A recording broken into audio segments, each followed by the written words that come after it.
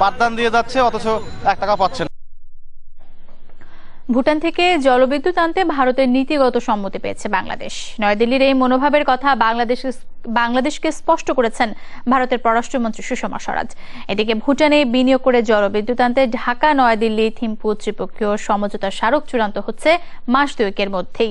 তা সই হবে বলে জানিয়েছেন বিদ্যুৎ বিভাগ। পাশাপাশি ত্রিপক্ষীয় বৈঠক আয়োজনেরও প্রস্তুতি নিচ্ছে ঢাকা। জলবিদ্যুতের এক অপার সম্ভাবনা ভুটান।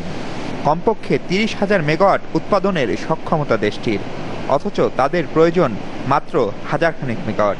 এরই মধ্যে 2000 মেগাওয়াট বিদ্যুৎ ভারতে রপ্তানি করে এখন মধ্যমায়ের দেশ ভুটান। আগামী 5 বছরের মধ্যে সেখান থেকে মোট 10,000 মেগাওয়াট নেয়ার পরিকল্পনা নয়াদিল্লির। তারপরও বাকি থাকছে অন্তত 20,000 মেগাওয়াট। সেই সুযোগ কাজে লাগাতে চায় বাংলাদেশ।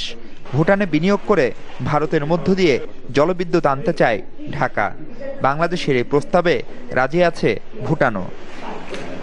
সম্প্রতি দিল্লিতে পররাষ্ট্রমন্ত্রী সুষমা স্বরাজের সাথে বৈঠকে এ বিষয়ে ভারতের মনোভাব জানতে চান পররাষ্ট্র প্রতিমন্ত্রী শাহরিয়ার আলম। ভুটানের সাথে যৌথ উদ্যোগে ভারতকে সাথে নিয়ে একটা বিদ্যুৎ কেন্দ্র স্থাপনের বাংলাদেশের যে পরিকল্পনা, বাংলাদেশের নেতৃত্বে এ ব্যাপারে তিনি নীতিগত সমর্থন দিয়েছেন। এরই মধ্যে তৈরি হয়েছে খসড়া সমঝোতা স্মারক। 3 দেশের বিদ্যুৎ মন্ত্রণালয় পরীক্ষা নিরীক্ষার পর শিগগিরই চূড়ান্ত করবে তা।